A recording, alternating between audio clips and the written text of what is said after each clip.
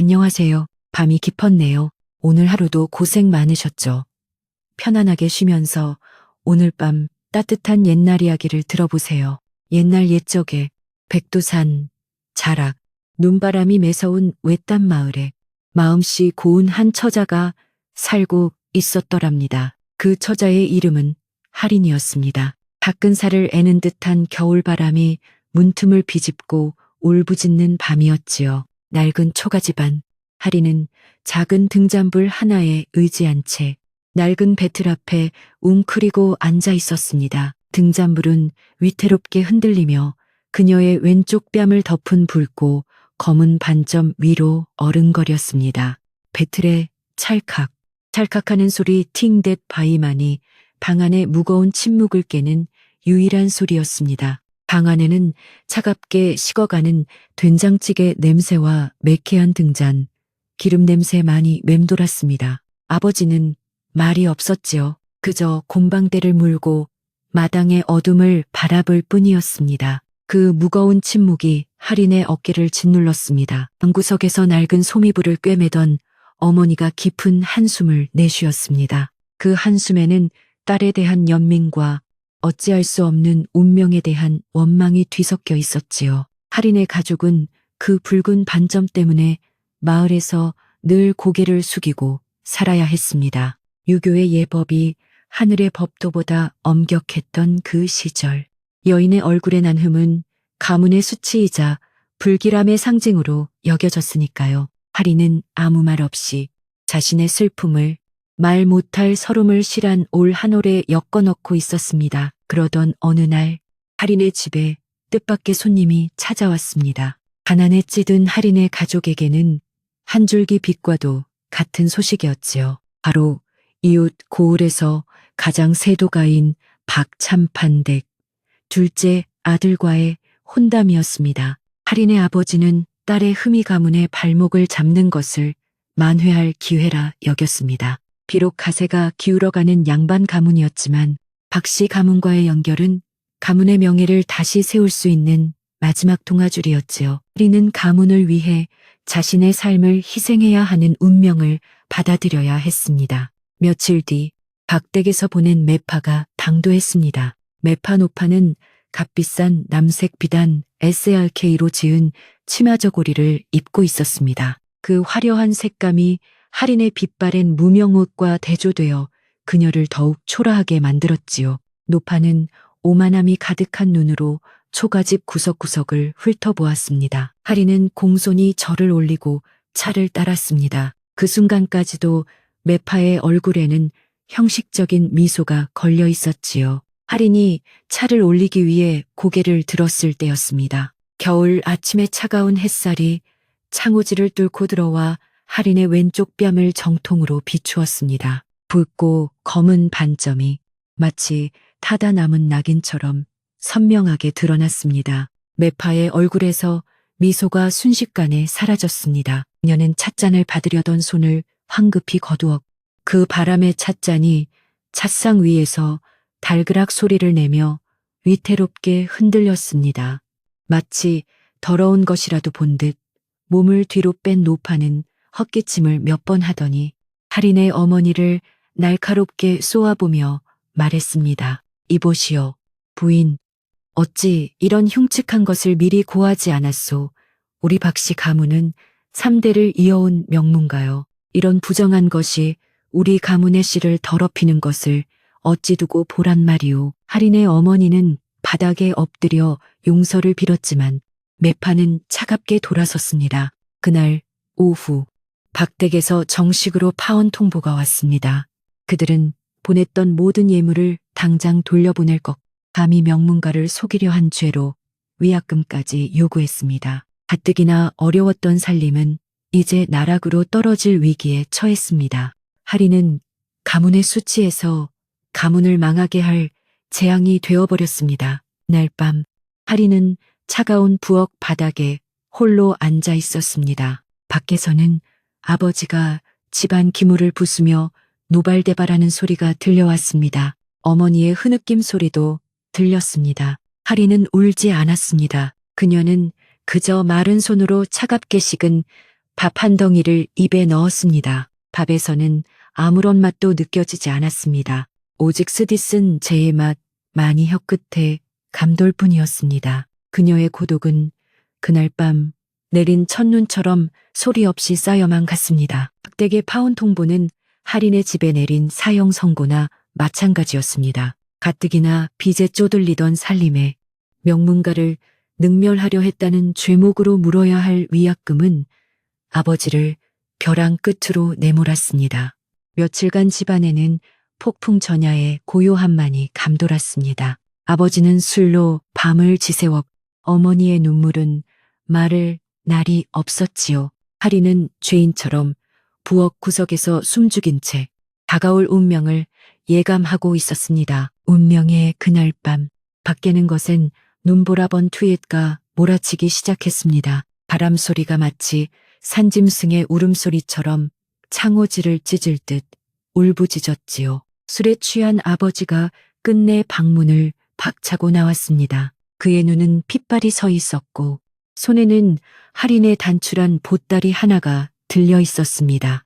그는 이 모든 불행이 할인의 그 흉측한 반점 때문이라고 소리쳤습니다. 이 집안의 수치, 너 하나 때문에 우리 가문이 망하게 생겼다. 차라리 딸이 없는 편이 낫지. 가문의 먹칠을 하는 딸을 두고 볼 수는 없다. 아버지는 울부짖는 어머니를 거칠게 밀치고 할인의 말은 팔목을 잡아챘습니다. 할인은 속수무책으로 대문 앞까지 끌려나갔습니다. 낡은 대문이 열리자 지옥의 입이라도 열린 듯 차가운 눈바람이 할인의 뺨을 핥히었습니다. 아버지는 할인을 눈밭으로 거칠게 내동댕이 쳤습니다. 다시는 이 집을 찾지 말거라. 네가 죽든 살든 이제 우리와는 상관없는 목숨이다. 쾅하는 소리와 함께 대문이 닫혔습니다.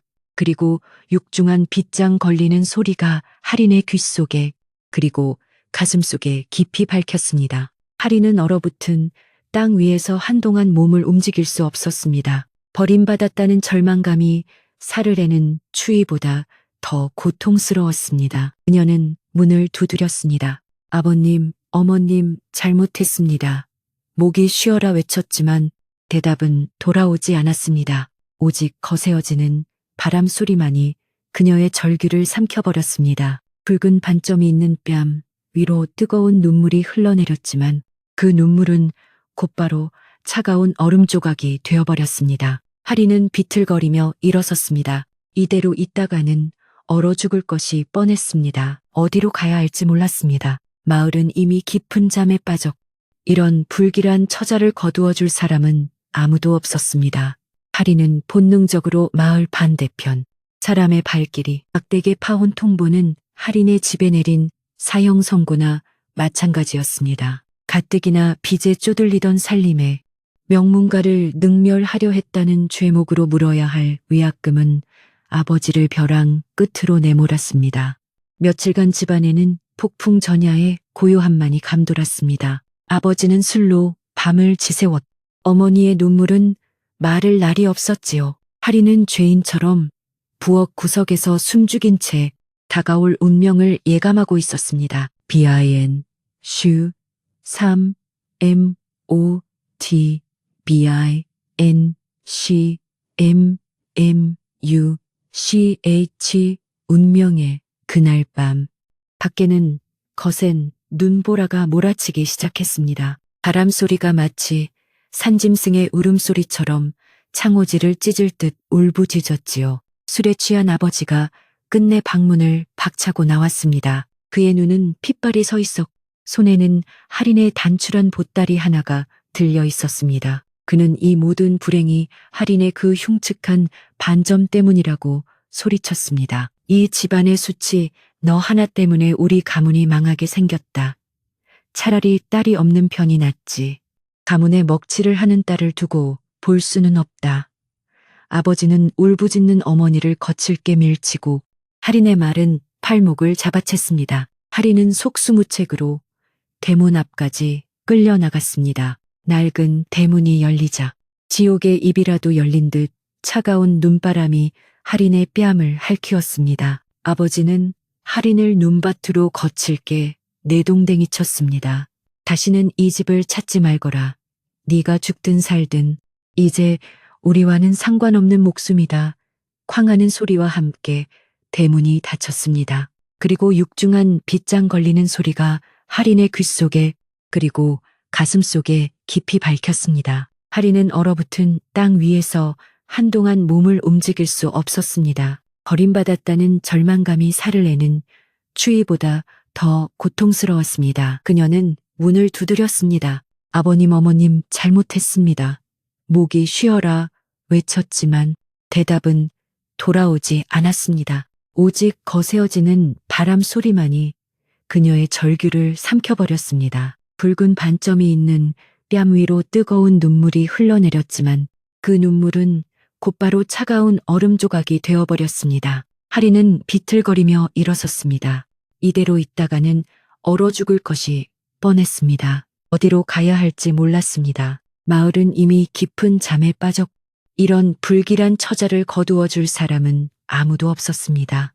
하리는 본능적으로 마을 반대편 사람의 발길이 박대게 파온 통보는 할인의 집에 내린 사형 선고나 마찬가지였습니다. 가뜩이나 빚에 쪼들리던 살림에 명문가를 능멸하려 했다는 죄목으로 물어야 할 위약금은 아버지를 벼랑 끝으로 내몰았습니다. 며칠간 집안에는 폭풍 전야의 고요함만이 감돌았습니다. 아버지는 술로 밤을 지새웠고 어머니의 눈물은 마를 날이 없었지요. 하리는 죄인처럼 부엌 구석에서 숨죽인 채 다가올 운명을 예감하고 있었습니다. 운명의 그날 밤 밖에는 것엔 눈보라가 몰아치기 시작했습니다. 바람 소리가 마치 산짐승의 울음소리처럼 창호지를 찢을 듯 울부짖었지요. 술에 취한 아버지가 끝내 방문을 박차고 나왔습니다. 그의 눈은 핏발이 서 있었고 손에는 할인의 단출한 보따리 하나가 들려 있었습니다. 그는 이 모든 불행이 할인의 그 흉측한 반점 때문이라고 소리쳤습니다. 이 집안의 수치 너 하나 때문에 우리 가문이 망하게 생겼다. 차라리 딸이 없는 편이 낫지. 가문에 먹칠을 하는 딸을 두고 볼 수는 없다. 아버지는 울부짖는 어머니를 거칠게 밀치고 할인의 마른 팔목을 잡아챘습니다. 할인은 속수무책으로 대문 앞까지 끌려나갔습니다. 낡은 대문이 열리자 지옥의 입이라도 열린 듯 차가운 눈바람이 할인의 뺨을 할퀴었습니다. 아버지는 할인을 눈밭으로 거칠게 내동댕이 쳤습니다. 다시는 이 집을 찾지 말거라. 네가 죽든 살든 이제 우리와는 상관없는 목숨이다. 쾅하는 소리와 함께 대문이 닫혔습니다. 그리고 육중한 빗장 걸리는 소리가 할인의 귓속에 그리고 가슴속에 깊이 밝혔습니다. 할인은 얼어붙은 땅 위에서 한동안 몸을 움직일 수 없었습니다. 버림받았다는 절망감이 살을 내는 추위보다 더 고통스러웠습니다. 그녀는 문을 두드렸습니다. 아버님, 어머님 잘못했습니다. 목이 쉬어라 외쳤지만 대답은 돌아오지 않았습니다. 오직 거세어지는 바람, 소리만이 그녀의 절규를 삼켜버렸습니다. 붉은 반점이 있는 뺨 위로 뜨거운 눈물이 흘러내렸지만 그 눈물은 곧바로 차가운 얼음 조각이 되어버렸습니다. 하리는 비틀거리며 일어섰습니다. 이대로 있다가는 얼어 죽을 것이 뻔했습니다. 어디로 가야 할지 몰랐습니다. 마을은 이미 깊은 잠에 빠졌고 이런 불길한 처자를 거두어 줄 사람은 아무도 없었습니다. 하리는 본능적으로 마을 반대편 사람의 발길이 뜸한 숲을 향해 걸음을 옮겼습니다. 얇은 저고리 사이로 눈보라가 파고들었습니다. 발가벗은 발은 이미 감각을 잃어가고 있었지요. 온 세상이 하얗게 변해 어디가 길이고 어디가 낭떠러지인지 분간할 수 없었습니다. 죽음의 그림자가 바로 등 뒤까지 쫓아왔을 때였습니다. 하리는 더 이상 한 걸음도 뗄 수 없었습니다. 무릎이 꺾이며 차가운 눈밭에 쓰러졌습니다. 의식이 가물가물 멀어져 가던 바로 그 순간 희미하게 꺼져가는 시야 속으로 나무들 사이에 숨겨진 작은 오두막 한 채가 들어왔습니다. 그리고 그 창호지 틈으로 아주 희미하지만 분명한 등불 하나가 새어 나오고 있었습니다. 하리는 마지막 남은 힘을 쥐어짜 그 빛을 향해 기어갔습니다. 그것은 사람이 사는 집이라기보다는 사냥꾼들이 잠시 머물다 가는 쉼터에 가까웠습니다. 얼어붙은 문을 밀치자 끼익 하는 날카로운 소리와 함께 문이 열렸습니다. 방 안은 바깥만큼이나 추웠지만 적어도 바람은 막아주고 있었습니다. 그리고 그곳에는 한 사내가 있었습니다. 그 사내는 낡았지만 기품이 서려 있는 선비의 복장을 하고 있었습니다. 방 안에는 책이 산더미처럼 쌓여 있었고 바닥에는 구겨진 종이들이 어지럽게 널려 있었습니다. 사내는 차가운 방바닥에 앉아 촛불 하나에 의지해 책을 읽고 있었습니다. 그의 얼굴은 창백했지만 그 눈빛만은 날카롭게 살아있었지요. 그는 세상의 모든 시름을 다 짊어진 듯 깊은 절망과 울분티에 잠겨 있었습니다. 할인의 등장은 그 사내에게도 큰 충격이었습니다. 그는 책에서 눈을 떼고 경계심 가득한 눈초리로 문 앞의 불청객을 바라보았습니다. 그는 민준서 INJUNCO였습니다. 한양에서 높은 뜻을 품고 학문에 매진했으나 조정의 당파 싸움에 휘말려 트태 모든 것을 잃고 이 외딴 곳까지 숨어든 비운의 선비였지요. 그는 할인이 자신을 해치러 온 자객이거나 자신의 은신처를 밀고 할 사람일지도 모른다고 의심했습니다. 할인은 아무 말도 하지 못했습니다. 그저 문지방에 쓰러져 가쁜 숨을 몰아쉴 뿐이었습니다. 그녀의 젖은 머리카락은 얼어붙어 있었고 뺨의 붉은 반점은 추위 때문에 더욱 검붓게 변해 있었습니다. 준서는 그녀의 행색과 절박한 표정을 보고는 이내 경계를 풀었습니다. 저런 몰골을 한 자가 자신을 해칠 리는 없었으니까요. 할인은 애원하지도 옳지도 않았습니다. 그저 살기 위해 이곳에 왔다는 듯 간절한 눈빛으로 그를 바라볼 뿐이었습니다. 준서는 깊은 한숨을 내쉬었습니다. 그는 지금 자신의 몸 하나 건사하기도 힘든 처지였습니다. 하지만 이 눈보라 속으로 저 여인을 다시 내쫓는다면 그것은 살인이나 다름없었습니다. 그는 차갑게 말했습니다. 일단 들어오시오. 하지만 날이 밝는 대로 떠나야 할 것이오. 그의 목소리는 얼음장처럼 차가웠지만 그 말은 할인에게 세상에서 가장 따뜻한 구원의 손길이었습니다. 할인은 방 한구석 차가운 아궁이 옆에 웅크리고 앉았습니다. 준서는 다시 책 속으로 고개를 파묻었습니다. 방 안에는 오직 사락사락 책장 넘어가는 소리와 밖에서 울부짖는 바람 소리뿐이었습니다. 지독한 정적과 추위 속에서 할인은 자신이 살아있음을 실감했습니다. 다음 날이 되었지만 눈보라는 그칠 기미를 보이지 않았습니다. 하루가 이틀이 되고 이틀이 사흘이 되었습니다. 할인은 자신이 짐이 되지 않기 위해 조용히 움직이기 시작했습니다. 그녀는 준서가 모아둔 얼마 되지 않는 땔감을 아껴가며 불을 지폈습니다. 오두막은 비록 남루했지만 며칠 만에 처음으로 온기가 돌기 시작했지요. 방 안을 감돌던 퀴퀴한 흙냄새와 묵은 책 냄새 사이에 희미하게나마 따뜻한 연기 냄새가 섞여들기 시작했습니다. 그녀는 준서의 식량을 뒤져 바닥을 드러내던 곡식 몇 줌으로 멀건 죽을 쑤었습니다. 그리고 산에서 캐어 말려둔 이름 모를 산나물을 넣어 간신히 된장국을 끓여냈습니다. 비록 소금기조차 거의 없는 밍밍한 맛이었지만 뜨거운 국물은 얼어붙었던 두 사람의 속을 천천히 녹여주었습니다. 준서는 말없이 그릇을 비웠습니다. 준서는 여전히 말이 없었지만 할인의 존재를 더 이상 내치려 하지는 않았습니다. 그는 할인의 침묵이 마음에 들었습니다. 자신의 고통을 떠벌리지도 타인의 동정을 구하지도 않는 그 모습이 마치 시끄러운 세상사에 지쳐버린 자신을 보는 듯 했습니다. 할인은 묵묵히 준서의 해진 도포를 꿰매고 방을 치웠습니다. 그러던 어느 날 준서는 할인이 아궁이 불빛에 의지해 무언가를 유심히 바라보는 것을 보았습니다. 그녀는 준서가 버린 종이 조각에 적힌 글자들을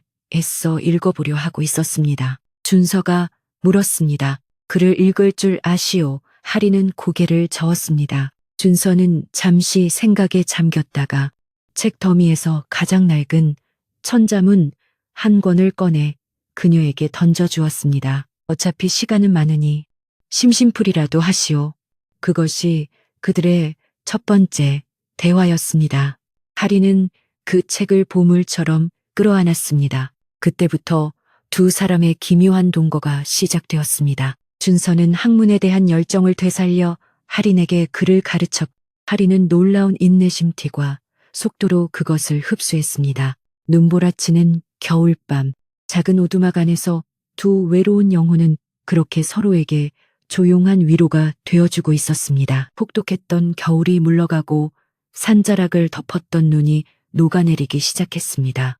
처마 끝에서는 녹은 눈이 물방울이 되어 뚝뚝 떨어지는 소리가 들려왔지요. 그것은 마치 멈추었던 시간이 다시 흐르기 시작하는 소리 같았습니다. 오두막 안의 공기는 여전히 차가웠지만 두 사람 사이를 감돌던 어색하고 날카로운 냉기는 조금씩 옅어지고 있었습니다. 하리는 준서가 가르쳐준 글자들을 흙바닥에 나뭇가지로 그리며 밤낮으로 익혔습니다. 그녀의 놀라운 인내심은 배움에 있어서도 마찬가지였습니다. 준서는 그런 하린을 묵묵히 지켜보았습니다. 그는 잃어버린 자신의 세계, 즉 치열한 권력 다툼과 배신이 난무하던 한양을 떠올리며 울분을 삼키곤 했습니다. 하지만 이 고요한 산속에서 세상의 때가 묻지 않은 이 여인이 글자를 깨우치는 모습을 보며 그의 얼어붙었던 마음에도 작은 변화가 생기기 시작했습니다.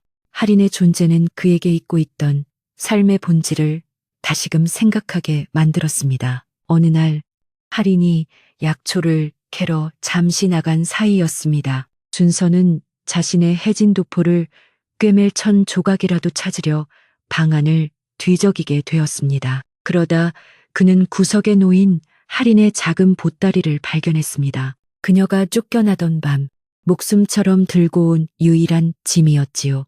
호기심 때문이 아니라 그저 정리를 하려던 것뿐이었습니다. 하지만 보따리가 풀리는 순간 그의 손길이 멈추었습니다. 그 안에는 낡은 수틀과 몇 가닥의 실, 그리고 미처 완성되지 못한 수 한 폭이 들어 있었습니다. 그것은 봉황이었습니다. 준서는 학식이 높은 선비였기에 웬만한 그림이나 예술품에는 눈이 높았습니다. 하지만 이것은 달랐습니다. 그것은 단순한 자수가 아니었습니다. 수틀 위의 봉황은 마치 살아 숨 쉬는 듯 했습니다. 금방이라도 날개를 펄럭이며 재를 털고 일어날 듯한 기세, 그 붉은 눈동자에는 꺼지지 않는 불꽃이 담겨 있었습니다. 준서는 숨이 멎는 듯 했습니다. 그는 손을 뻗어 수놓아진 비단을 만져보았습니다. 한 땀, 한 땀, 빈틈없이 이어진 그 정교함은 인간의 솜씨라고 믿기 어려울 정도였습니다.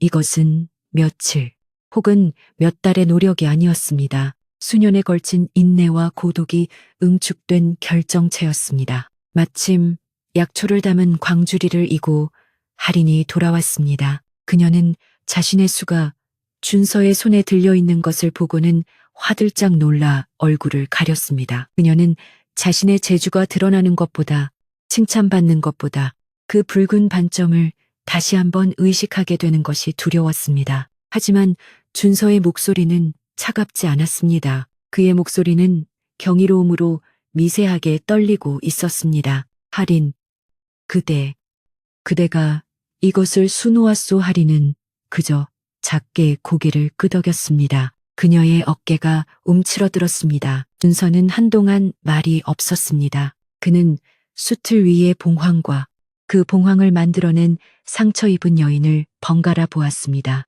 세상은 저 뺨의 반점을 보고 그녀를 흉측하다고 내쳤지만 정작 그들은 이 손끝에서 피어나는 신성한 불꽃을 보지 못했습니다. 준서는 자신의 가장 귀한 물건이 담긴 작은 궤를 열었습니다. 그것은 몰락한 그의 가문에 남은 마지막 유산, 어머니의 유품인 오색 비단실 썰 엔치텟 NH였습니다. 그는 망설임 없이 그 실 상자를 할인에게 내밀었습니다. 이것을 받으시오. 이 실은 그대의 봉황을 위해 쓰여야 마땅하오. 이런 천상의 재주를 이 산골에 묻어둘 수는 없소. 할인은 떨리는 손으로 그 고운 실을 받았습니다. 그 실의 부드러운 감촉은 그녀가 평생 만져본 그 어떤 것보다 따뜻했습니다. 그날 이후 오두막의 밤은 달라졌습니다. 준서는 더 이상 절망 속에 책을 읽지 않았, 할인은 더 이상 숨죽여 바느질하지 않았습니다. 그는 촛불을 밝혔, 그녀는 그 불빛 아래서 어머니의 유품인 비단실로 봉황의 생명을 불어넣었습니다. 그리고 마침내 지루했던 겨울이 끝나고 완연한 봄이 찾아왔습니다. 얼었던 땅이 녹고 새싹이 돋아나듯 두 사람의 운명도 새로운 국면을 맞이하고 있었습니다. 봉황의 자수가 완성되던 날, 준서는 중대한 결심을 했습니다. 그는 완성된 봉황도를 펼쳐들었습니다. 햇빛 아래 그 자수는 눈이 부실 정도로 찬란했습니다. 그는 할인을 바라보며 말했습니다. 한양, 한양으로 가야겠소. 할인의 심장이 쿵 하고 내려앉았습니다. 한양, 그곳은 자신을 버린 세상의 중심이었습니다. 나는 과거 커하 그를 다시 볼 것이오. 나의 억울함을 풀고 가문을 다시 일으켜야 하오. 준서의 눈에는 다시금 선비의 총기가 돌아와 있었습니다. 그는 할인의 손을 잡았습니다. 그리고 그대도 함께 가야 하오. 그대의 재주는 이 나라에서 가장 높은 분, 임금득 모의에이께서 보셔야만 하오. 이것은 단순한 바느질이 아니라 세상을 감동시킬 예술이요. 할인은 두려움에 고개를 저었습니다. 그녀는 반사적으로 붉은 반점이 있는 뺨을 손으로 가렸습니다. 저는 갈 수 없습니다. 선비님, 한양에 귀하신 분들은 저 같은 것을. 말이 채 끝나기도 전에 준서가 그녀의 말을 막았습니다. 그의 목소리는 단호했습니다. 그대 같은 것이라니, 그대는 그대의 손으로 생명을 창조하는 사람이오. 한양의 그 어떤 여인보다 고귀하오. 그는 할인의 뺨을 가린 손을 부드럽지만 단호하게 떼어냈습니다. 그대의 붉은 반점은 그대의 잘못이 아니오. 그것을 흉보는 세상이 잘못된 것이지. 더 이상 그 상처 뒤에 그대의 빛을 숨기지 마시오. 할인은 처음으로 자신의 흉터를 가리지 않은 채 준서의 눈을 똑바로 바라보았습니다. 그의 눈에는 경멸이나 동정이 아닌 깊은 신뢰와 존중이 담겨 있었습니다. 할인은 천천히 고개를 끄덕였습니다. 그녀의 내면에 숨겨져 있던 강인한 의지가 드디어 껍질을 깨고 나온 순간이었습니다. 두 사람은 그렇게 초라한 오두막을 떠났습니다. 산을 내려와 한양으로 향하는 길은 멀고 험했습니다. 길 위에는 먼지가 자욱했고 저작거리는 처음 보는 사람들로 소란스러웠습니다. 할인은 너울로 얼굴을 가렸지만 그녀의 걸음걸이는 더 이상 움츠러들지 않았습니다. 한양은 거대하고 차가웠습니다.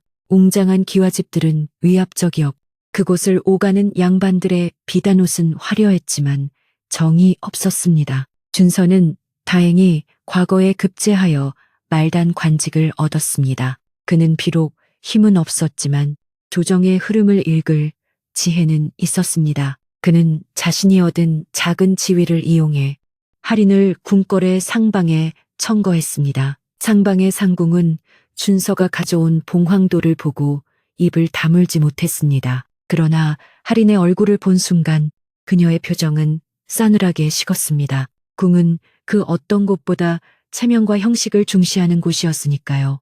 솜씨는 하늘이 내렸으나 얼굴이 흉하구나. 어찌 이런 용모로 치존을 모신단 말이냐. 하지만 상궁은 그 천상의 솜씨를 참아 내칠 수 없었습니다. 할인은 그렇게 궁녀가 되었습니다. 하지만 그곳은 오두막보다 더 추운 감옥이었습니다. 다른 나인들은 할인의 뛰어난 솜씨를 시기했고 노골적으로 그녀의 붉은 반점을 조롱했습니다. 그들은 할인을 반쪽이라 부르며 수군거렸고 몰래 그녀의 시를 엉망으로 만들거나 바늘을 숨기기도 했습니다. 하리는 아무 말 없이 그 모든 수모를 견뎌냈습니다. 그녀는 그저 묵묵히 자신의 바늘을 잡았습니다. 그 무렵 나라의 임금인 이현은 깊은 시름에 잠겨 있었습니다. 그는 젊은 왕이었지만 늙고 교활한 대신들의 권력 다툼, 고시친, 괴엔륵에 지쳐 있었습니다. 그의 마음은 누구도 녹일 수 없는 만년설처럼 차갑게 얼어붙어 있었지요. 그는 대신들이 올리는 화려하지만 아첨뿐인 용문의 병풍 따위에는 신물이 나 있었습니다. 어느 날 왕이 기거하는 편전에 병풍이 낡아 교체해야 할 때가 되었습니다. 상방상궁은 골치가 아팠습니다. 이미 2번이나 올린 병풍이 왕의 노여움을 되돌아왔기 때문입니다. 그때 한 나인이 질투심에 섞인 목소리로 말했습니다. 상궁마마, 저기 저 반쪽이에게 한번 맡겨보시지요.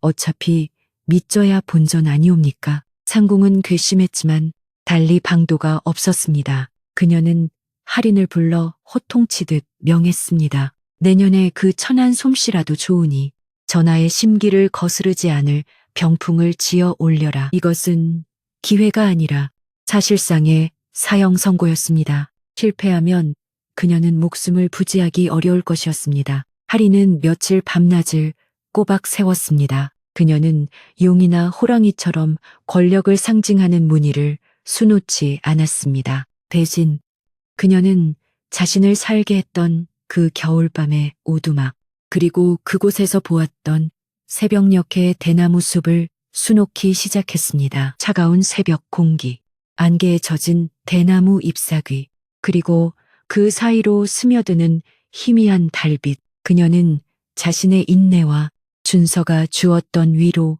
그리고 그 지독한 고독 속에서 발견했던 평온함을 한 땀 한 땀 수놓았습니다. 마침내 병풍이 완성되어 왕의 침전에 놓였습니다. 그날 밤 조정회의에서 대신들과의 기싸움에 지쳐 돌아온 이현왕은 편전으로 들어섰습니다. 그는 새로 놓인 병풍을 보고 미간을 찌푸렸습니다. 또다시 아첨으로 가득한 그림일 것이라 생각했지요. 하지만 그의 발걸음이 우뚝 멈추었습니다. 그의 눈에 들어온 것은 화려한 용이 아니라 고요한 대나무 숲이었습니다. 왕은 홀린 듯 병풍 앞으로 다가갔습니다. 그는 비단에 손을 대었습니다. 놀랍게도 실크의 차가움이 아니라 새벽 숲의 서늘한 습기가 느껴지는 듯 했습니다. 사각사각 바람에 대나무 잎이 스치는 소리가 들리는 듯 했습니다. 권력의 무게에 짓눌려 숨조차 제대로 쉬지 못했던 왕의 가슴이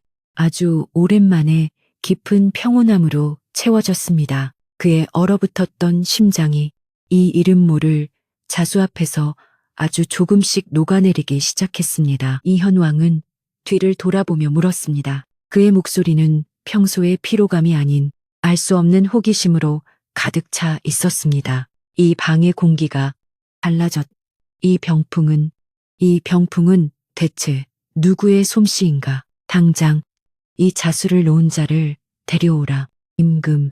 이현의 명은 서릿발처럼 차갑고 단호했습니다. 궁궐은 발칵 뒤집혔습니다. 감히 왕의 심기를 거스른 대가로 목이 달아날 것이라 여겼던 반쪽이 궁녀가 거꾸로 왕의 부름을 받다니요. 상방상궁은 사색이 되어 할인을 다그쳤습니다. 네, 인연.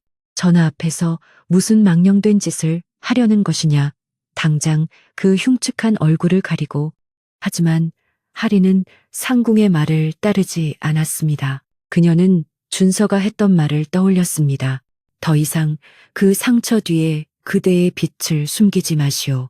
그녀는 처음으로 너울이나 분으로 뺨을 가리지 않았습니다. 그저 정갈하게 빗은 머리와 단정한 궁녀복, 그리고 새벽 이슬처럼 맑지만 흔들림 없는 눈빛으로 왕의 편전 앞에 섰습니다. 이현왕은 옥좌에 앉아 병풍을 어루만지고 있었습니다. 그는 고개를 들어 자신을 부른 그 장본인을 바라보았습니다. 그리고 왕은 보았습니다. 병풍 속 대나무 숲보다 더 깊은 고요함을 담고 있는 한 여인을, 그리고 그 여인의 뺨에 선명하게 새겨진 붉은 낙인을 왕의 눈썹이 순간 꿈틀했습니다. 궁의 그 누구도 감히 저런 흠을 가진 자를 자신의 눈앞에 세우려 하지 않았기 때문입니다. 네가 이 병풍을 수놓았느냐?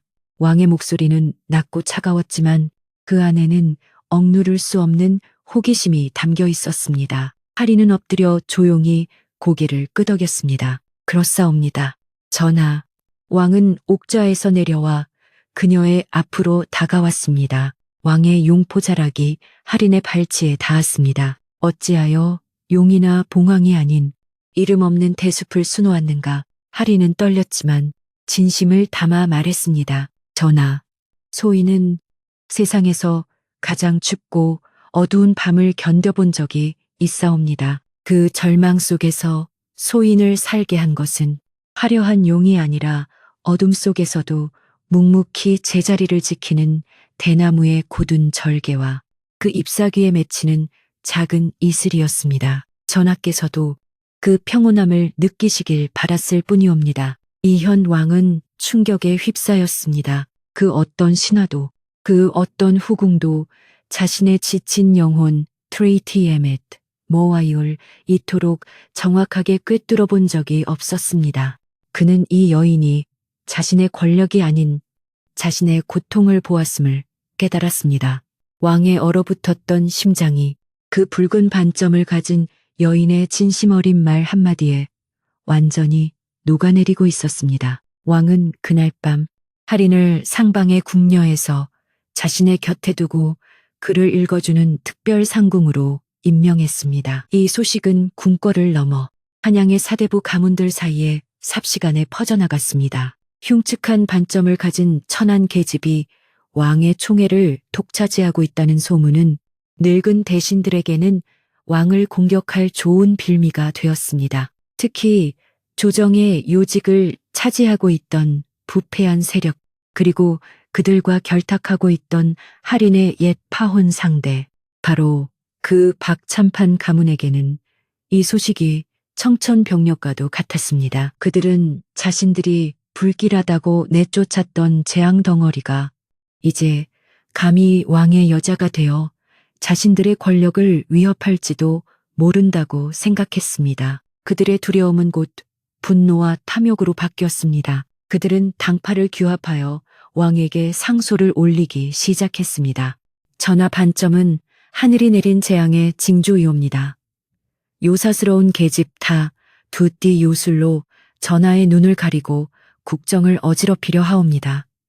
당장 그 계집을 내치시옵소서. 조정은 연일 시끄러웠습니다. 왕이 하린을 감쌀수록 대신들의 공세는 더욱 거세어졌습니다. 마침내 박참판이 직접 대전 앞으로 나섰습니다. 그는 가문의 체면과 잃어버린 자존심을 되찾기 위해, 그리고 이 기회에 왕을 압박하여 더 큰 권력을 얻기 위해 마지막 수를 두었습니다. 그는 백관이 보는 앞에서 머리를 조아리며 피를 토하듯 외쳤습니다. 전하, 통촉하여 주시옵소서.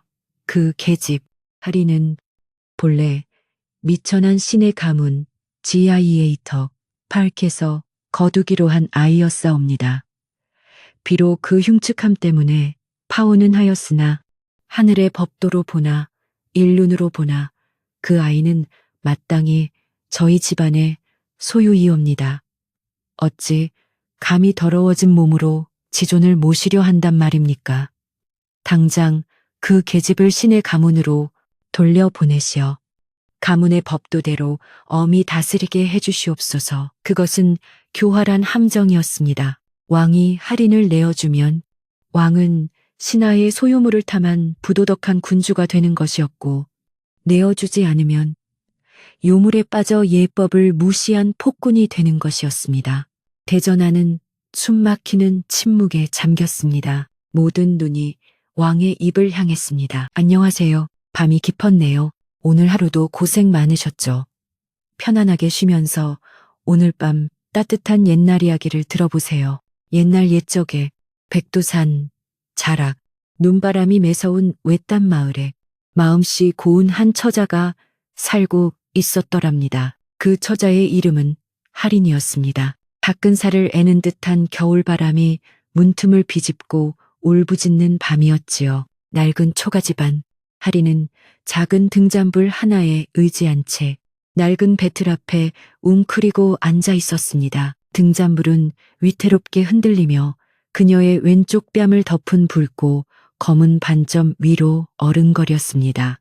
배틀에 찰칵, 찰칵하는 소리 팅댓 바이만이 방 안의 무거운 침묵을 깨는 유일한 소리였습니다. 방 안에는 차갑게 식어가는 된장찌개 냄새와 매캐한 등잔, 기름 냄새 많이 맴돌았습니다. 아버지는 말이 없었지요. 그저 곰방대를 물고 마당의 어둠을 바라볼 뿐이었습니다. 그 무거운 침묵이 할인의 어깨를 짓눌렀습니다. 방구석에서 낡은 소미불을 꿰매던 어머니가 깊은 한숨을 내쉬었습니다. 그 한숨에는 딸에 대한 연민과 어찌할 수 없는 운명에 대한 원망이 뒤섞여 있었지요. 할인의 가족은 그 붉은 반점 때문에 마을에서 늘 고개를 숙이고 살아야 했습니다. 유교의 예법이 하늘의 법도보다 엄격했던 그 시절. 여인의 얼굴의 난흠은 가문의 수치이자 불길함의 상징으로 여겨졌으니까요. 할인은 아무 말 없이 자신의 슬픔을 말 못할 서름을 실한 올 한올에 엮어넣고 있었습니다. 그러던 어느 날 할인의 집에 뜻밖의 손님이 찾아왔습니다. 가난에 찌든 할인의 가족에게는 한 줄기 빛과도 같은 소식이었지요. 바로 이웃 고을에서 가장 세도가인 박참판댁 둘째 아들과의 혼담이었습니다. 할인의 아버지는 딸의 흠이 가문의 발목을 잡는 것을 만회할 기회라 여겼습니다. 비록 가세가 기울어가는 양반 가문이었지만 박씨 가문과의 연결은 가문의 명예를 다시 세울 수 있는 마지막 동아줄이었지요. 할인은 가문을 위해 자신의 삶을 희생해야 하는 운명을 받아들여야 했습니다. 며칠 뒤 박댁에서 보낸 매파가 당도했습니다. 매파 노파는 값비싼 남색 비단 SRK로 지은 치마 저고리를 입고 있었습니다. 그 화려한 색감이 할인의 빛바랜 무명옷과 대조되어 그녀를 더욱 초라하게 만들었지요. 노파는 오만함이 가득한 눈으로 초가집 구석구석을 훑어보았습니다. 할인은 공손히 절을 올리고 차를 따랐습니다. 그 순간까지도 매파의 얼굴에는 형식적인 미소가 걸려 있었지요. 할인이 차를 올리기 위해 고개를 들었을 때였습니다. 겨울 아침의 차가운 햇살이 창호지를 뚫고 들어와 할인의 왼쪽 뺨을 정통으로 비추었습니다. 붉고 검은 반점이 마치 타다 남은 낙인처럼 선명하게 드러났습니다. 매파의 얼굴에서 미소가 순식간에 사라졌습니다. 그녀는 찻잔을 받으려던 손을 황급히 거두었고 그 바람의 찻잔이 찻상 위에서 달그락 소리를 내며 위태롭게 흔들렸습니다. 마치 더러운 것이라도 본 듯 몸을 뒤로 뺀 노파는 헛기침을 몇 번 하더니 할인의 어머니를 날카롭게 쏘아보며 말했습니다. 이보시오, 부인. 어찌 이런 흉측한 것을 미리 고하지 않았소. 우리 박씨 가문은 3대를 이어온 명문가요. 이런 부정한 것이 우리 가문의 씨를 더럽히는 것을 어찌 두고 보란 말이오. 할인의 어머니는 바닥에 엎드려 용서를 빌었지만 매파는 차갑게 돌아섰습니다. 그날 오후 박댁에서 정식으로 파원 통보가 왔습니다. 그들은 보냈던 모든 예물을 당장 돌려보낼 것, 감히 명문가를 속이려 한 죄로 위약금까지 요구했습니다. 가뜩이나 어려웠던 살림은 이제 나락으로 떨어질 위기에 처했습니다. 할인은 가문의 수치에서 가문을 망하게 할 재앙이 되어버렸습니다. 날 밤 할인은 차가운 부엌 바닥에 홀로 앉아 있었습니다. 밖에서는 아버지가 집안 기물을 부수며 노발대발하는 소리가 들려왔습니다. 어머니의 흐느낌 소리도 들렸습니다. 할인은 울지 않았습니다. 그녀는 그저 마른 손으로 차갑게 식은 밥 한 덩이를 입에 넣었습니다. 밥에서는 아무런 맛도 느껴지지 않았습니다.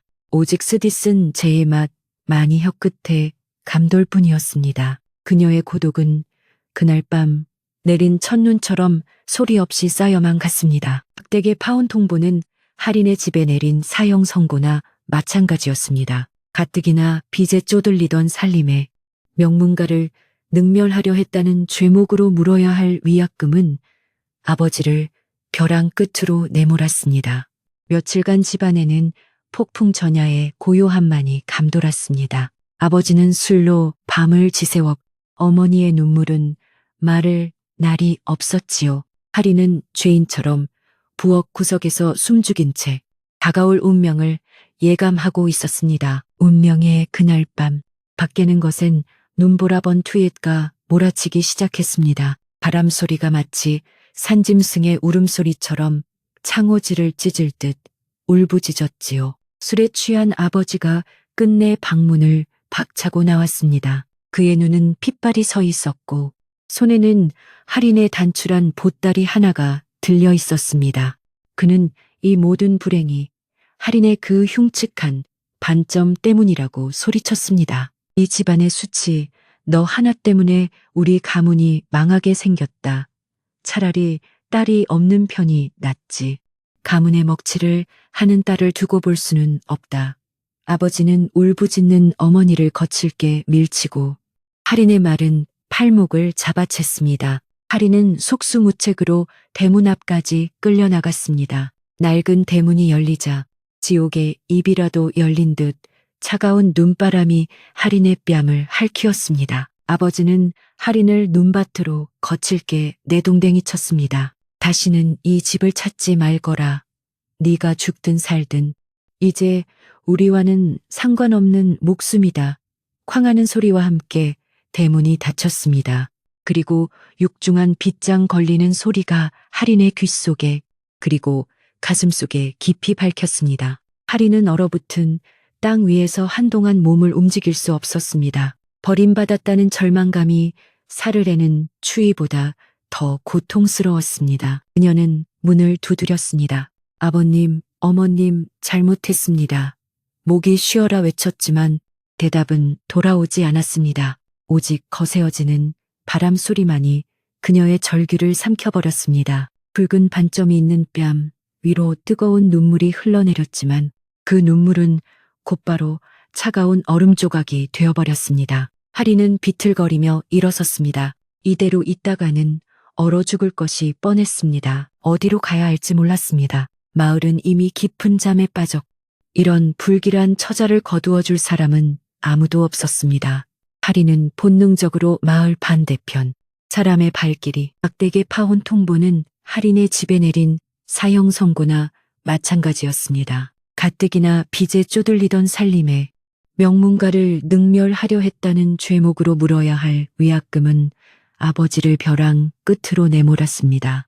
며칠간 집안에는 폭풍 전야의 고요함만이 감돌았습니다. 아버지는 술로 밤을 지새웠 어머니의 눈물은 마를 날이 없었지요. 할인은 죄인처럼 부엌 구석에서 숨죽인 채 다가올 운명을 예감하고 있었습니다. bin, 슈, 3, m, o, t, bin, c, m, u, ch, 운명의 그날 밤.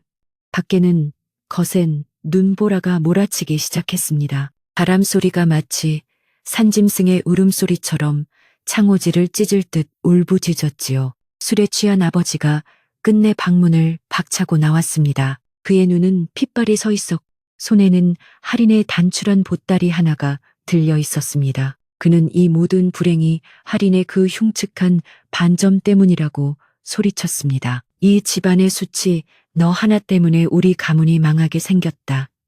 차라리 딸이 없는 편이 낫지. 가문에 먹칠을 하는 딸을 두고 볼 수는 없다. 아버지는 울부짖는 어머니를 거칠게 밀치고 할인의 마른 팔목을 잡아챘습니다. 할인은 속수무책으로 대문 앞까지 끌려나갔습니다. 낡은 대문이 열리자 지옥의 입이라도 열린 듯 차가운 눈바람이 할인의 뺨을 핥히었습니다. 아버지는 할인을 눈밭으로 거칠게 내동댕이 쳤습니다. 다시는 이 집을 찾지 말거라. 네가 죽든 살든 이제 우리와는 상관없는 목숨이다. 쾅하는 소리와 함께 대문이 닫혔습니다. 그리고 육중한 빗장 걸리는 소리가 할인의 귓속에 그리고 가슴 속에 깊이 밝혔습니다. 할인은 얼어붙은 땅 위에서 한동안 몸을 움직일 수 없었습니다. 버림받았다는 절망감이 살을 내는 추위보다 더 고통스러웠습니다. 그녀는 문을 두드렸습니다. 아버님, 어머님, 잘못했습니다. 목이 쉬어라 외쳤지만 대답은 돌아오지 않았습니다. 오직 거세어지는 바람 소리만이 그녀의 절규를 삼켜버렸습니다. 붉은 반점이 있는 뺨 위로 뜨거운 눈물이 흘러내렸지만 그 눈물은 곧바로 차가운 얼음 조각이 되어버렸습니다. 하리는 비틀거리며 일어섰습니다. 이대로 있다가는 얼어 죽을 것이 뻔했습니다. 어디로 가야 할지 몰랐습니다. 마을은 이미 깊은 잠에 빠졌고 이런 불길한 처자를 거두어 줄 사람은 아무도 없었습니다. 하리는 본능적으로 마을 반대편 사람의 발길이 박대게 파온 통보는 하린의 집에 내린 사형 선고나 마찬가지였습니다. 가뜩이나 빚에 쪼들리던 살림에 명문가를 능멸하려 했다는 죄목으로 물어야 할 위약금은 아버지를 벼랑 끝으로 내몰았습니다. 며칠간 집안에는 폭풍 전야의 고요함만이 감돌았습니다. 아버지는 술로 밤을 지새웠고 어머니의 눈물은 마를 날이 없었지요. 하리는 죄인처럼 부엌 구석에서 숨죽인 채 다가올 운명을 예감하고 있었습니다. 운명의 그날 밤 밖에는 것엔 눈보라가 몰아치기 시작했습니다. 바람 소리가 마치 산짐승의 울음소리처럼 창호지를 찢을 듯 울부짖었지요. 술에 취한 아버지가 끝내 방문을 박차고 나왔습니다. 그의 눈은 핏발이 서 있었고 손에는 할인의 단출한 보따리 하나가 들려 있었습니다. 그는 이 모든 불행이 할인의 그 흉측한 반점 때문이라고 소리쳤습니다. 이 집안의 수치 너 하나 때문에 우리 가문이 망하게 생겼다. 차라리 딸이 없는 편이 낫지. 가문에 먹칠을 하는 딸을 두고 볼 수는 없다. 아버지는 울부짖는 어머니를 거칠게 밀치고 할인의 마른 팔목을 잡아챘습니다. 할인은 속수무책으로 대문 앞까지 끌려나갔습니다. 낡은 대문이 열리자 지옥의 입이라도 열린 듯 차가운 눈바람이 할인의 뺨을 할퀴었습니다. 아버지는 할인을 눈밭으로 거칠게 내동댕이 쳤습니다. 다시는 이 집을 찾지 말거라. 네가 죽든 살든 이제 우리와는 상관없는 목숨이다. 쾅하는 소리와 함께 대문이 닫혔습니다. 그리고 육중한 빗장 걸리는 소리가 할인의 귓속에 그리고 가슴 속에 깊이 밝혔습니다. 할인은 얼어붙은 땅 위에서 한동안 몸을 움직일 수 없었습니다. 버림받았다는 절망감이 살을 내는 추위보다 더 고통스러웠습니다. 그녀는 문을 두드렸습니다. 아버님, 어머님 잘못했습니다. 목이 쉬어라 외쳤지만 대답은 돌아오지 않았습니다. 오직 거세어지는 바람, 소리만이 그녀의 절규를 삼켜버렸습니다. 붉은 반점이 있는 뺨 위로 뜨거운 눈물이 흘러내렸지만 그 눈물은 곧바로 차가운 얼음 조각이 되어버렸습니다. 하리는 비틀거리며 일어섰습니다. 이대로 있다가는 얼어 죽을 것이 뻔했습니다. 어디로 가야 할지 몰랐습니다. 마을은 이미 깊은 잠에 빠졌고 이런 불길한 처자를 거두어 줄 사람은 아무도 없었습니다. 하리는 본능적으로 마을 반대편 사람의 발길이 뜸한 숲을 향해 걸음을 옮겼습니다. 얇은 저고리 사이로 눈보라가 파고들었습니다. 발가벗은 발은 이미 감각을 잃어가고 있었지요. 온 세상이 하얗게 변해 어디가 길이고 어디가 낭떠러지인지 분간할 수 없었습니다. 죽음의 그림자가 바로 등 뒤까지 쫓아왔을 때였습니다. 하리는 더 이상 한 걸음도 뗄 수 없었습니다. 무릎이 꺾이며 차가운 눈밭에 쓰러졌습니다. 의식이 가물가물 멀어져 가던 바로 그 순간 희미하게 꺼져가는 시야 속으로 나무들 사이에 숨겨진 작은 오두막 한 채가 들어왔습니다. 그리고 그 창호지 틈으로 아주 희미하지만 분명한 등불 하나가 새어 나오고 있었습니다. 하리는 마지막 남은 힘을 쥐어짜 그 빛을 향해 기어갔습니다.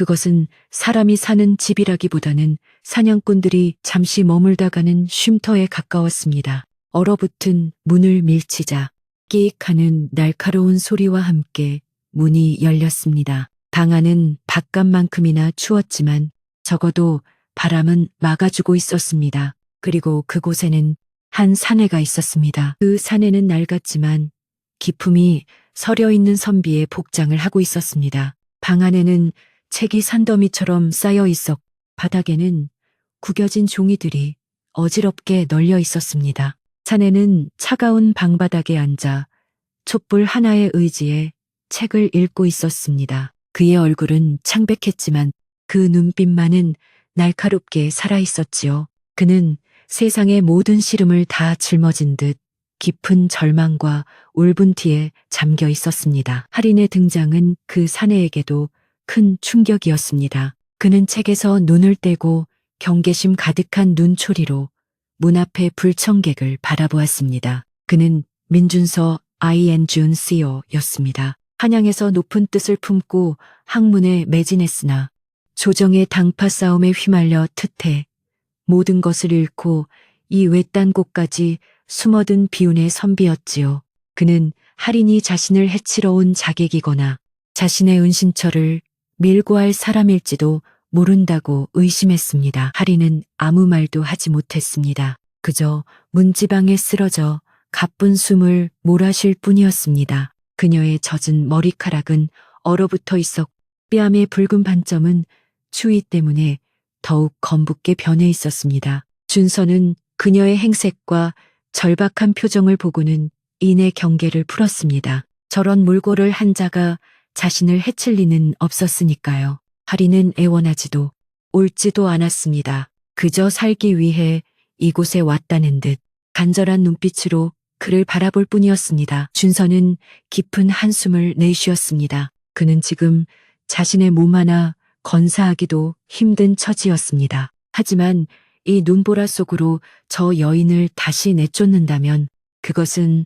살인이나 다름없었습니다. 그는 차갑게 말했습니다. 일단 들어오시오. 하지만 날이 밝는 대로 떠나야 할 것이오. 그의 목소리는 얼음장처럼 차가웠지만 그 말은 할인에게 세상에서 가장 따뜻한 구원의 손길이었습니다. 할인은 방 한구석 차가운 아궁이 옆에 웅크리고 앉았습니다. 준서는 다시 책 속으로 고개를 파묻었습니다. 방 안에는 오직 사락사락 책장 넘어가는 소리와 밖에서 울부짖는 바람 소리뿐이었습니다. 지독한 정적과 추위 속에서 할인은 자신이 살아있음을 실감했습니다. 다음 날이 되었지만 눈보라는 그칠 기미를 보이지 않았습니다. 하루가 이틀이 되고 이틀이 사흘이 되었습니다. 할인은 자신이 짐이 되지 않기 위해 조용히 움직이기 시작했습니다. 그녀는 준서가 모아둔 얼마 되지 않는 땔감을 아껴가며 불을 지폈습니다. 오두막은 비록 남루했지만 며칠 만에 처음으로 온기가 돌기 시작했지요. 방 안을 감돌던 퀴퀴한 흙냄새와 묵은 책 냄새 사이에 희미하게나마 따뜻한 연기 냄새가 섞여들기 시작했습니다. 그녀는 준서의 식량을 뒤져 바닥을 드러내던 곡식 몇 줌으로 멀건 죽을 쑤었습니다. 그리고 산에서 캐어 말려둔 이름 모를 산나물을 넣어 간신히 된장국을 끓여냈습니다. 비록 소금기조차 거의 없는 밍밍한 맛이었지만 뜨거운 국물은 얼어붙었던 두 사람의 속을 천천히 녹여주었습니다. 준서는 말없이 그릇을 비웠습니다. 준서는 여전히 말이 없었지만 할인의 존재를 더 이상 내치려 하지는 않았습니다. 그는 할인의 침묵이 마음에 들었습니다. 자신의 고통을 떠벌리지도 타인의 동정을 구하지도 않는 그 모습이 마치 시끄러운 세상사에 지쳐버린 자신을 보는 듯 했습니다. 할인은 묵묵히 준서의 해진 도포를 꿰매고 방을 치웠습니다. 그러던 어느 날 준서는 할인이 아궁이 불빛에 의지해 무언가를 유심히 바라보는 것을 보았습니다. 그녀는 준서가 버린 종이 조각에 적힌 글자들을 애써 읽어보려 하고 있었습니다. 준서가 물었습니다. 글을 읽을 줄 아시오? 할인은 고개를 저었습니다. 준서는 잠시 생각에 잠겼다가 책 더미에서 가장 낡은 천자문 한 권을 꺼내 그녀에게 던져주었습니다. 어차피 시간은 많으니 심심풀이라도 하시오. 그것이 그들의 첫 번째 대화였습니다.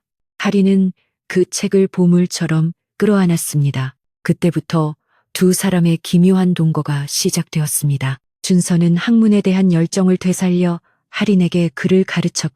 하린은 놀라운 인내심티과 속도로 그것을 흡수했습니다. 눈보라치는 겨울밤, 작은 오두막 안에서 두 외로운 영혼은 그렇게 서로에게 조용한 위로가 되어주고 있었습니다. 혹독했던 겨울이 물러가고 산자락을 덮었던 눈이 녹아내리기 시작했습니다. 처마 끝에서는 녹은 눈이 물방울이 되어 뚝뚝 떨어지는 소리가 들려왔지요. 그것은 마치 멈추었던 시간이 다시 흐르기 시작하는 소리 같았습니다. 오두막 안의 공기는 여전히 차가웠지만 두 사람 사이를 감돌던 어색하고 날카로운 냉기는 조금씩 옅어지고 있었습니다. 하리는 준서가 가르쳐준 글자들을 흙바닥에 나뭇가지로 그리며 밤낮으로 익혔습니다. 그녀의 놀라운 인내심은 배움에 있어서도 마찬가지였습니다. 준서는 그런 하린을 묵묵히 지켜보았습니다. 그는 잃어버린 자신의 세계, 즉 치열한 권력 다툼과 배신이 난무하던 한양을 떠올리며 울분을 삼키곤 했습니다. 하지만 이 고요한 산속에서 세상의 때가 묻지 않은 이 여인이 글자를 깨우치는 모습을 보며 그의 얼어붙었던 마음에도 작은 변화가 생기기 시작했습니다. 하린의 존재는 그에게 잊고 있던 삶의 본질을 다시금 생각하게 만들었습니다. 어느 날 하린이 약초를 캐러 잠시 나간 사이였습니다. 준서는 자신의 해진 도포를 꿰맬 천 조각이라도 찾으려 방안을 뒤적이게 되었습니다. 그러다 그는 구석에 놓인 하린의 작은 보따리를 발견했습니다. 그녀가 쫓겨나던 밤 목숨처럼 들고 온 유일한 짐이었지요. 호기심 때문이 아니라 그저 정리를 하려던 것뿐이었습니다. 하지만 보따리가 풀리는 순간 그의 손길이 멈추었습니다. 그 안에는 낡은 수틀과 몇 가닥의 실, 그리고 미처 완성되지 못한 수 한 폭이 들어 있었습니다. 그것은 봉황이었습니다. 준서는 학식이 높은 선비였기에 웬만한 그림이나 예술품에는 눈이 높았습니다. 하지만 이것은 달랐습니다. 그것은 단순한 자수가 아니었습니다. 수틀 위의 봉황은 마치 살아 숨 쉬는 듯 했습니다. 금방이라도 날개를 펄럭이며 재를 털고 일어날 듯한 기세, 그 붉은 눈동자에는 꺼지지 않는 불꽃이 담겨 있었습니다. 준서는 숨이 멎는 듯 했습니다. 그는 손을 뻗어 수놓아진 비단을 만져보았습니다. 한 땀, 한 땀, 빈틈없이 이어진 그 정교함은 인간의 솜씨라고 믿기 어려울 정도였습니다. 이것은 며칠 혹은 몇 달의 노력이 아니었습니다. 수년에 걸친 인내와 고독이 응축된 결정체였습니다. 마침 약초를 담은 광주리를 이고 하린이 돌아왔습니다. 그녀는 자신의 수가 준서의 손에 들려있는 것을 보고는 화들짝 놀라 얼굴을 가렸습니다. 그녀는 자신의 재주가 드러나는 것보다 칭찬받는 것보다 그 붉은 반점을 다시 한번 의식하게 되는 것이 두려웠습니다. 하지만 준서의 목소리는 차갑지 않았습니다. 그의 목소리는 경이로움으로 미세하게 떨리고 있었습니다. 하린, 그대가 이것을 수놓았소. 하린은 그저 작게 고개를 끄덕였습니다. 그녀의 어깨가 움츠러들었습니다. 준서는 한동안 말이 없었습니다. 그는 수틀 위의 봉황과 그 봉황을 만들어낸 상처 입은 여인을 번갈아 보았습니다. 세상은 저 뺨의 반점을 보고 그녀를 흉측하다고 내쳤지만 정작 그들은 이 손끝에서 피어나는 신성한 불꽃을 보지 못했습니다. 준서는 자신의 가장 귀한 물건이 담긴 작은 궤를 열었습니다. 그것은 몰락한 그의 가문에 남은 마지막 유산, 어머니의 유품인 오색 비단실 썰 엔치텟 NH였습니다. 그는 망설임 없이 그 실 상자를 하린에게 내밀었습니다. 이것을 받으시오. 이 실은 그대의 봉황을 위해 쓰여야 마땅하오. 이런 천상의 재주를 이 산골에 묻어둘 수는 없소. 하리는 떨리는 손으로 그 고운 실을 받았습니다. 그 실의 부드러운 감촉은 그녀가 평생 만져본 그 어떤 것보다 따뜻했습니다. 그날 이후 오두막의 밤은 달라졌습니다. 준서는 더 이상 절망 속에 책을 읽지 않았, 하리는 더 이상 숨죽여 바느질하지 않았습니다. 그는 촛불을 그녀는 그 불빛 아래서 어머니의 유품인 비단실로 봉황의 생명을 불어넣었습니다. 그리고 마침내 지루했던 겨울이 끝나고 완연한 봄이 찾아왔습니다. 얼었던 땅이 녹고 새싹이 돋아나듯 두 사람의 운명도 새로운 국면을 맞이하고 있었습니다. 봉황의 자수가 완성되던 날, 준서는 중대한 결심을 했습니다. 그는 완성된 봉황도를 펼쳐들었습니다. 햇빛 아래 그 자수는 눈이 부실 정도로 찬란했습니다. 그는 할인을 바라보며 말했습니다. 한양, 한양으로 가야겠소. 할인의 심장이 쿵하고 내려앉았습니다. 한양, 그곳은 자신을 버린 세상의 중심이었습니다. 나는 과거 커하 그를 다시 볼 것이오. 나의 억울함을 풀고 가문을 다시 일으켜야 하오. 준서의 눈에는 다시금 선비의 총기가 돌아와 있었습니다. 그는 할인의 손을 잡았습니다. 그리고 그대도 함께 가야 하오. 그대의 재주는 이 나라에서 가장 높은 분, 임금득 모의에이께서 보셔야만 하오. 이것은 단순한 바느질이 아니라 세상을 감동시킬 예술이요.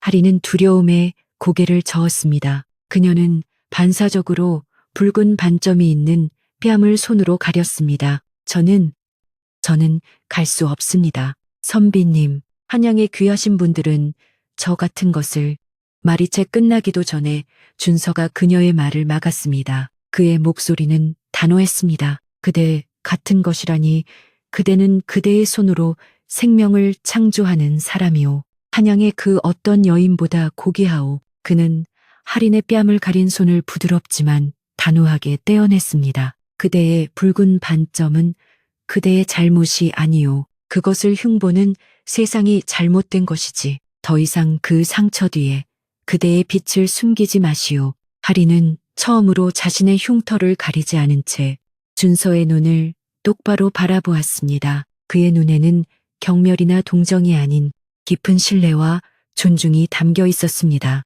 할인은 천천히 고개를 끄덕였습니다. 그녀의 내면에 숨겨져 있던 강인한 의지가 드디어 껍질을 깨고 나온 순간이었습니다. 두 사람은 그렇게 초라한 오두막을 떠났습니다. 산을 내려와 한양으로 향하는 길은 멀고 험했습니다. 길 위에는 먼지가 저작거리는 처음 보는 사람들로 소란스러웠습니다. 할인은 너울로 얼굴을 가렸지만 그녀의 걸음걸이는 더 이상 움츠러들지 않았습니다. 한양은 거대하고 차가웠습니다.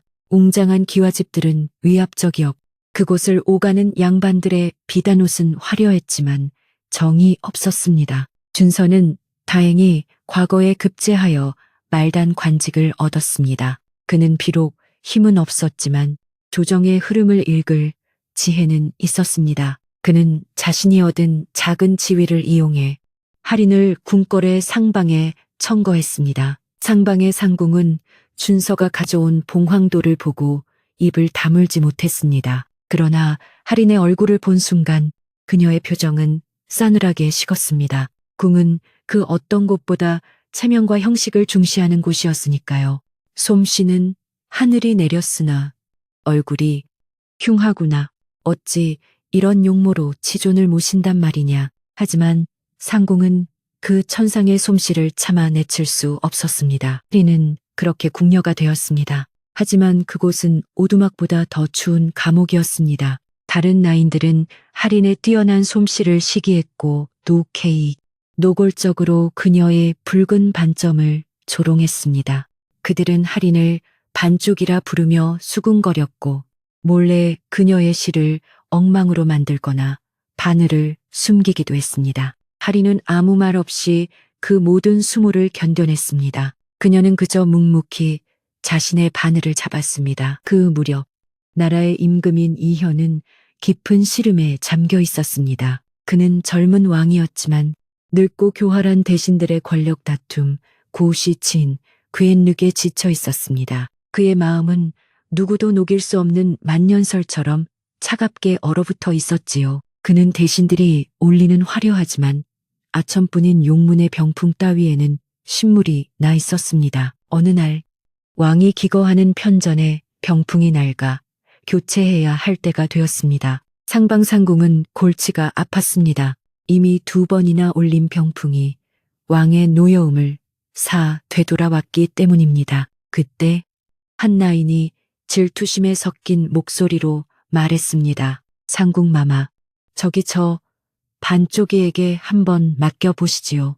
어차피 믿져야 본전 아니옵니까? 상궁은 괘씸했지만 달리 방도가 없었습니다. 그녀는 할인을 불러 호통치듯 명했습니다. 내년에 그 천한 솜씨라도 좋으니 전하의 심기를 거스르지 않을 병풍을 지어 올려라. 이것은 기회가 아니라 사실상의 사형 선고였습니다. 실패하면 그녀는 목숨을 부지하기 어려울 것이었습니다. 할인은 며칠 밤낮을 꼬박 세웠습니다. 그녀는 용이나 호랑이처럼 권력을 상징하는 무늬를 수놓지 않았습니다. 대신 그녀는 자신을 살게 했던 그 겨울밤의 오두막, 그리고 그곳에서 보았던 새벽녘의 대나무 숲을 수놓기 시작했습니다. 차가운 새벽 공기, 안개에 젖은 대나무 잎사귀, 그리고 그 사이로 스며드는 희미한 달빛. 그녀는 자신의 인내와 준서가 주었던 위로,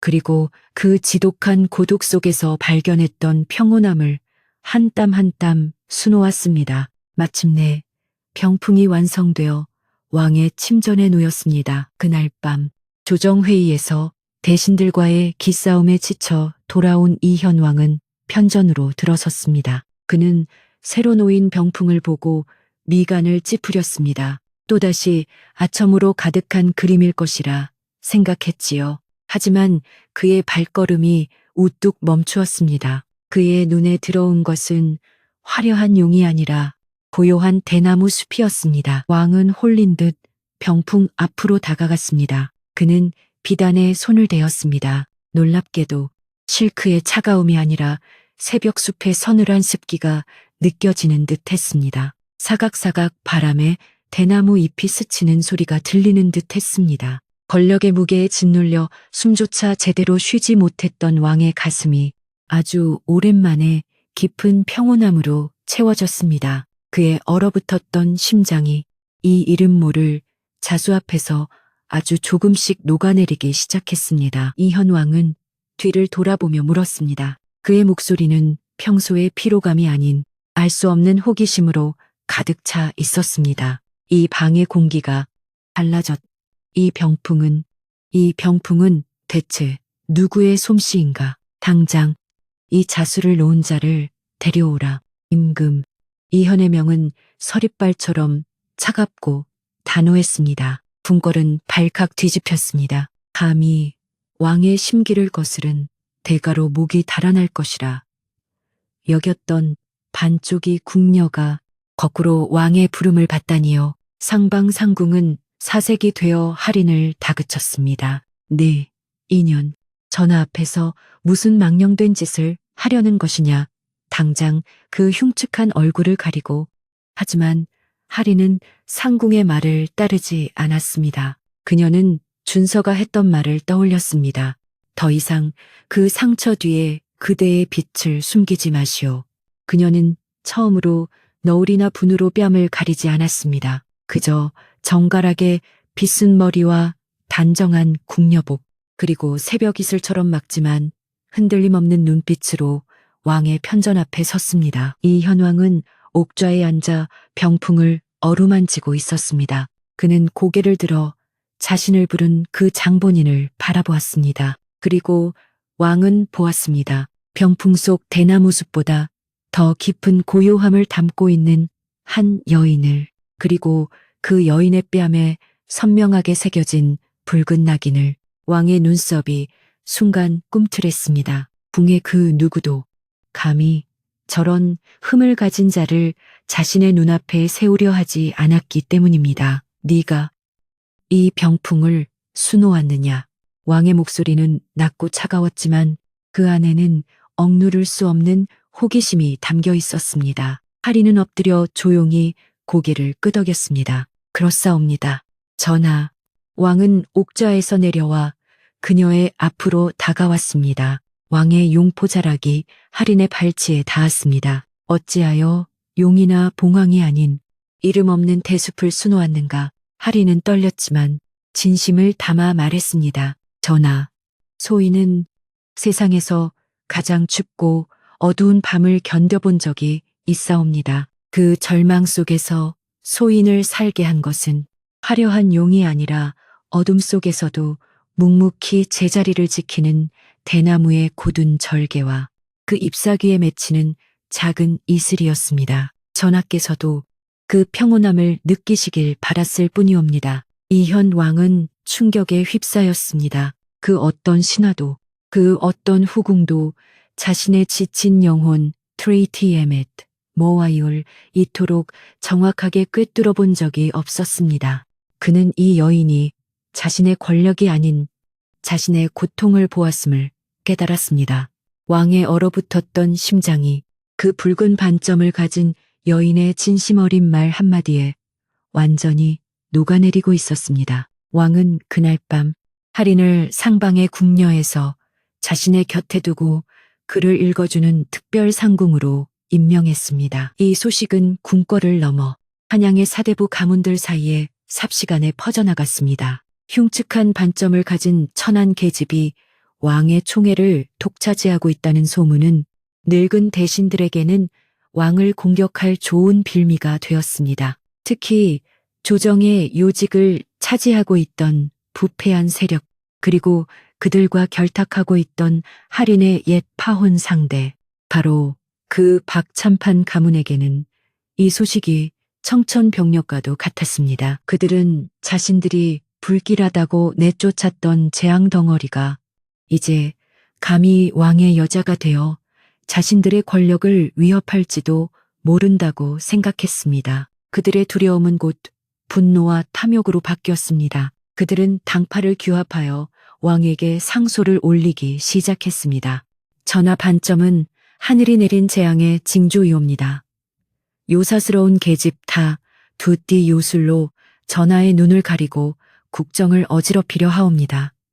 당장 그 계집을 내치시옵소서. 조정은 연일 시끄러웠습니다. 왕이 하린을 감쌀수록 대신들의 공세는 더욱 거세어졌습니다. 마침내 박참판이 직접 대전 앞으로 나섰습니다. 그는 가문의 체면과 잃어버린 자존심을 되찾기 위해, 그리고 이 기회에 왕을 압박하여 더 큰 권력을 얻기 위해 마지막 수를 두었습니다. 그는 백관이 보는 앞에서 머리를 조아리며 피를 토하듯 외쳤습니다. 전하, 통촉하여 주시옵소서.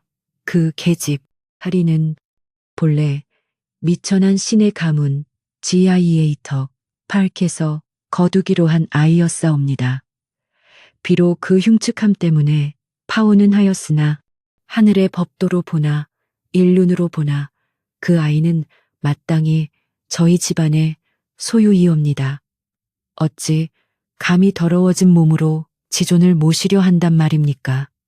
당장 그 계집을 신의 가문으로 돌려보내시어 가문의 법도대로 엄히 다스리게 해주시옵소서. 그것은 교활한 함정이었습니다. 왕이 할인을 내어주면 왕은 신하의 소유물을 탐한 부도덕한 군주가 되는 것이었고, 내어주지 않으면 요물에 빠져 예법을 무시한 폭군이 되는 것이었습니다.